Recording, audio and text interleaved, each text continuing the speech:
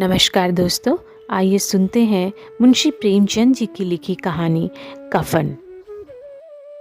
एक झोपड़ी के द्वार पर बाप और बेटा दोनों एक बुझे हुए अलाव के सामने चुपचाप बैठे थे और अंदर बेटे की जवान बीवी बुधिया प्रसव वेदना से पछाड़ खा रही थी। रह रहकर उसके मुंह से ऐसी दिल हिला देने वाली आवाज निकलती थी कि दोनों कलेजा थाम लेते थे।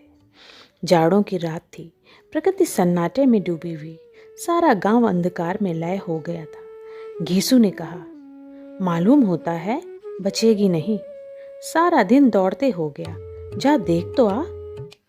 माधव चिढ़कर बोला, मरना ही है तो जल्दी मर क्यों नहीं जाती? देख कर क्या करूं?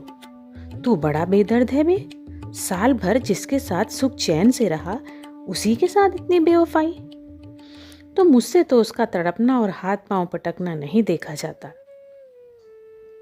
चमारों का कुनबा था और सारे गांव में बदनाम। घीसू एक दिन काम करता तो 3 दिन आराम करता। माधव इतना कामचोर था कि आध घंटे काम करता तो घंटे भर चिलम पीता। इसलिए उन्हें कहीं मजदूरी नहीं मिलती थी। घर में मुट्ठी भर भी अनाज मौजूद हो तो उनके लिए काम करने की कसम थी।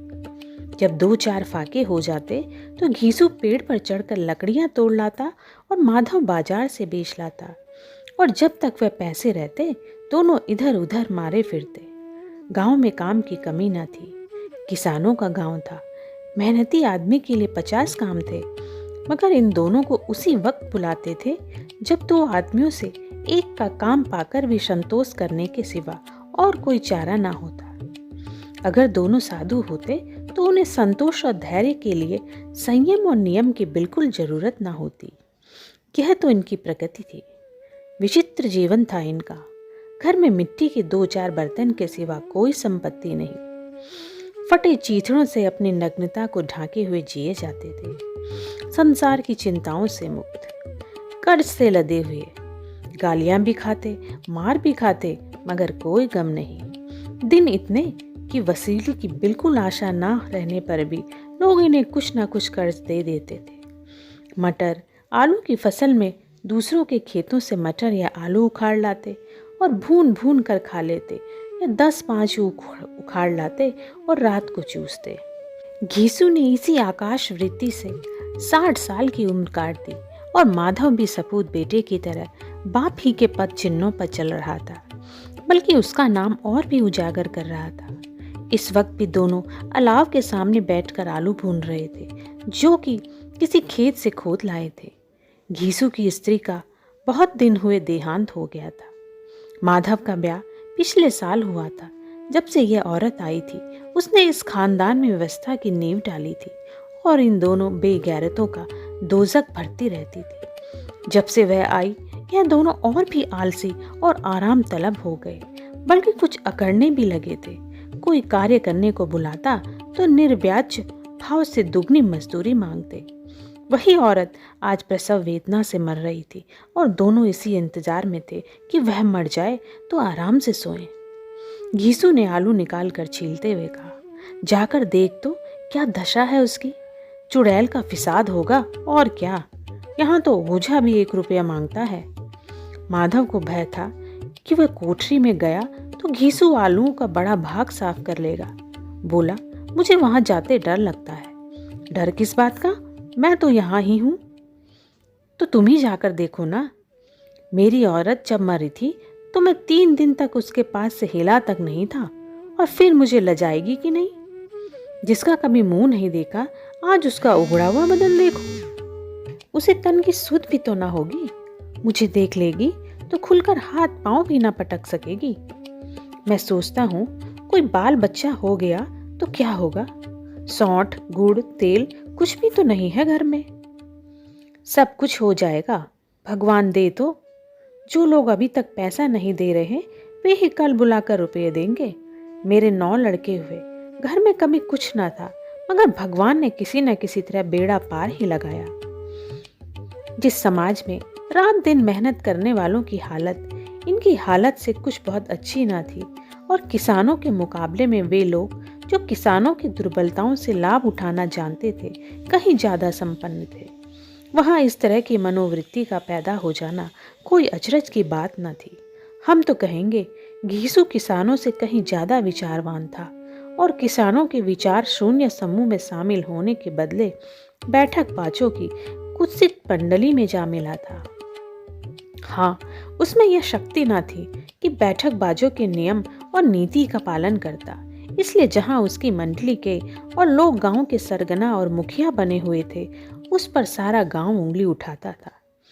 फिर भी उसे यह तस्कीन तो थी कि अगर वह फटेहाल है तो कम से कम उसे किसानों की जी तोड़ मेहनत तो नहीं करनी पड़ती और उसकी सरलता और निरीहता से दूसरे लोग बेजा फायदा तो नहीं उठाते। दोनों आलू निकाल निकाल कर जलते जलते खाने लगे। कल से कुछ नहीं खाया था, इतना सब्र न था कि ठंडा हो जाने दे। कई बार दोनों की जबानें जल गई। छिल जाने पर आलू का बाहरी हिस्सा जबान, हलक और तालू को जला देता था और उस अंगारे को मुंह में रखने से ज्यादा खैरियत इसी में थी कि वह अंदर पहुंच जाए। वहां उसे ठंडा करने के लिए काफी सामान थे, इसलिए दोनों जल जल निकल जाते। हालांकि इस कोशिश में उनकी आंखों से आंसू निकल आते। घीसू को उस वक्त ठाकुर की बारात याद आई जिसमें 20 साल पहले वह गया था। उस दावत में उसे जो तृप्ति मिली थी वह उसके जीवन में एक याद रखने लायक बात थी और आज भी उसकी याद ताजा थी। बोला, वह बोझ नहीं भूलता। तब से फिर इस तरह का खाना और भरपेट नहीं मिला। वालों ने सबको भरपेट पूरियां खिलाई थी। सबको, छोटे बड़े सबने पूरियां खाई और असली घी की। चटनी, रायता, 3 तरह के सूखे साग, एक रसेदार तरकारी, दही, चटनी, मिठाई। अब क्या बताऊं कि उस भोज में क्या स्वाद मिला। कोई रोक टोक नहीं थी। जो चीज चाहो मांगो, जितना चाहो खाओ। लोगों ने ऐसा खाया कि किसी से पानी ना पिया गया। मगर परोसने वाले हैं कि पत्तल में गर्म गर्म गोल गोल सुवासित कचौरियां डाल देते थे। मना करते हैं कि नहीं चाहिए, पत्तल पर हाथ रोके हुए हैं, मगर वह है कि दिए जाते हैं। और जब सबने मुंह धो लिया तो पान इलायची भी मिली, मगर मुझे पान लेने की कहाँ सुध थी। खड़ा हुआ ना जाता था, चटपट जाकर अपने कंबल पर लेट गया। ऐसा दिल दरिया था वो ठाकुर। माधव ने इन पदार्थों का मन ही मन मजा लेते हुए कहा, अब हमें कोई ऐसा भोज नहीं खिलाता। अब कोई क्या खिलाएगा? वह जमाना दूसरा था। अब तो सबको किफायत सूझती है। शादी ब्याह में मत खर्च करो, क्रियाक्रम में मत खर्च करो। पूछो, गरीबों का माल बटोर बटोर कर कहाँ रखोगे? बटोरने में तो कमी नहीं है, हाँ खर्च में किफायत सूझती है। तुमने एक 20 पूरियां खाई होंगी। 20 से ज्यादा खाई थी। मैं 50 खा जाता। 50 से कम मैंने ना खाई होंगी। अच्छा पका था, तू तो मेरा आधा भी नहीं है। आलू खाकर दोनों ने पानी पिया और वहीं अलाव के सामने अपनी धोतियां ओढ़कर पांव पेट में डाले सो रहे, जैसे 2 बड़े बड़े अजगर गेंडुलिया मारे पड़े हों और बुधिया अभी तक करा रही थी। सवेरे माधव ने कोठरी में जाकर देखा तो उसकी स्त्री ठंडी हो गई थी। उसके मुंह पर मक्खियां भिनक रही थी। पथराई हुई आंखें ऊपर टांगी हुई थी। सारी देह धूल से लथपथ हो रही थी। उसके पेट में बच्चा मर गया था। माधव भागा हुआ घीसू के पास गया। फिर दोनों जोर जोर से हाय हाय करके छाती पीटने लगे। पड़ोस वालों ने यह रोना धोना सुना तो दौड़े दौड़े आई और पुरानी मर्यादा के अनुसार दोनों अभागों को समझाने लगे। मगर ज्यादा रोने पीटने का अवसर न था। कफन की और लकड़ी की फिक्र करनी थी। घर में तो पैसा इस तरह गायब था जैसे चील के घोंसले में मांस। बाप बेटे रोते हुए गांव के जमींदार के पास गए। वह इन दोनों की सूरत से नफरत करते थे। कई बार इन्हें अपने हाथों से पीट चुके थे, चोरी के लिए, वादे पर काम ना करने के लिए। पूछा, क्या है रे घिसवा, रोता क्यों है? अब तो तू कहीं दिखलाई भी नहीं देता। मालूम होता है इस गांव में रहना नहीं चाहता। घीसू ने जमीन पर सिर रखकर आंखों में आंसू भरे हुए कहा, सरकार बड़ी विपत्ति में हूँ। माधव की घरवाली रात को गुजर गई। रात भर तड़पती रही सरकार। दोनों उसके सिरहाने बैठे रहे। दवा दारू जो कुछ हो सका सब कुछ किया। मुदा वह हमें दगा दे गए। अब कोई एक रोटी देने वाला भी ना रहा मालिक। तबाह हो गए, घर उजड़ गया। आपका गुलाम हूँ, अब आपके सिवा कौन उसकी मिट्टी पार लगाएगा। हमारे हाथ में जो कुछ था वह सब तो दवा दारू में उठ गया। सरकार ही की दया होगी तो उसकी मिट्टी उठेगी। आपके सिवा किसके द्वार पर जाऊं। जमींदार दयालु थे, मगर घीसू पर दया करना काले कंबल पर रंग चढ़ाना था।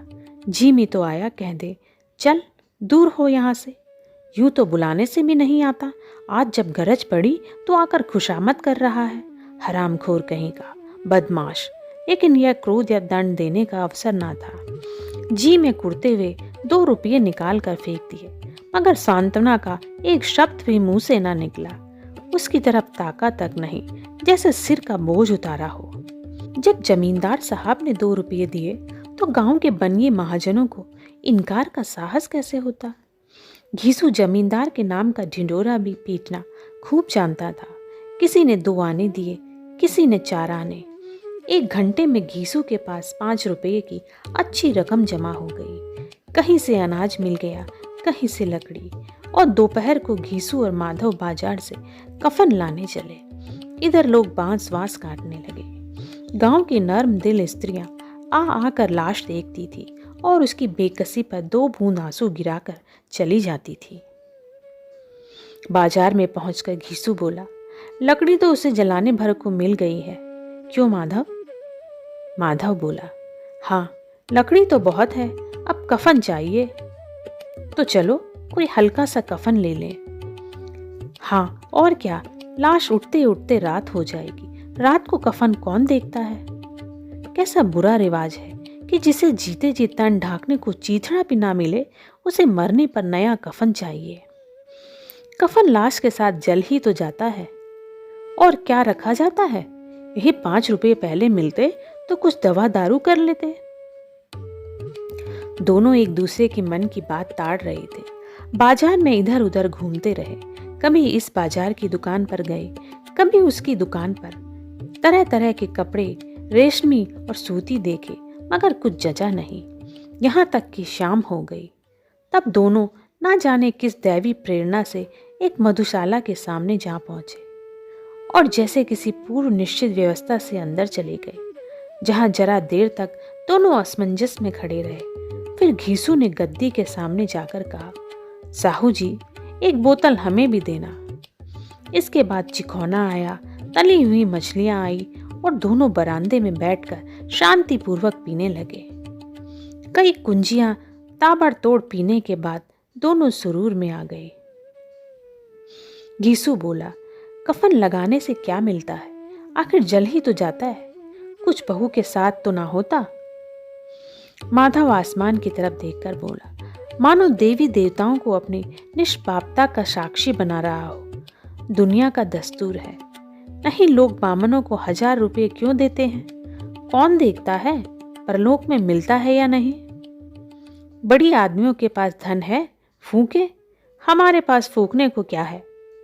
लेकिन लोगों को जवाब क्या दोगे, लोग पूछेंगे नहीं कफन कहाँ है। घीसू हंसा, अबे कह देंगे कि रुपये कमर से खिसक गए, बहुत ढूंढा मिले नहीं। लोगों को विश्वास ना आएगा, लेकिन फिर वही रुपये देंगे। माधव भी हंसा, इस अनपेक्षित सौभाग्य पर बोला, बड़ी अच्छी थी बेचारी, मरी तो खूब खिला पिलाकर। आधी बोतल से ज्यादा उड़ गई। घीसू ने 2 सेर पूरियां मंगाई, चटनी, अचार, कलेजियां। शराब खाने के सामने ही दुकान थी।